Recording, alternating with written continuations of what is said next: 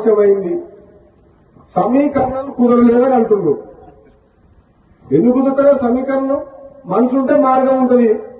ఎవరు కుదరలేదు రాకుండా ఎందుకు కుదురుతారో సమీకరణలు?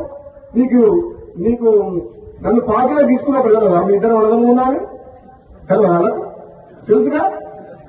మన పార్లమెంట్ ఎన్నికలప్పుడు రెండోసారి ప్రామిస్ చేసి మాటిచ్చినప్పుడు కదా మీ ఇద్దరు అర్థంలాయి అంటే అది ఎట్లుందంటే ఒడ్డు దాటినాక ఓడమల్ల కొడుదానంగా బోడమల్ల అన్నట్టుంది. ఇప్పుడు సమీకరణం కుదురుతలేమని మన బట్టి విక్రమార్క గారు అంటుంది. ఏం కుదురుతలేవు? 9 మంది ఎమ్మెల్యేలు ఉన్న ఖమ్మం జిల్లాలో 3 మంత్రులు ఉన్నారు. ఎంతమంది ఉన్నారు?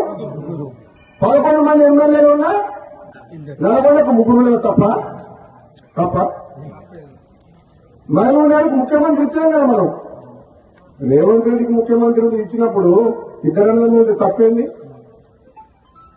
ఇదే నమ్మడం లేవన్నా తక్కువ ఇద్దరికిద్దరే గట్టలనే ఇద్దరం. నేనేమంటున్నా, పదవి ఎవరికి ఎప్పుడు ఇవ్వాలని కాంగ్రెస్ పార్టీ అధిష్టానం నిర్ణయం తీసుకుంటుంది. ఆలస్యమైనా సరే నేను ఓపిక పడుతున్నా. పదవుల కోసం పాకులాడే వ్యక్తిని కాను.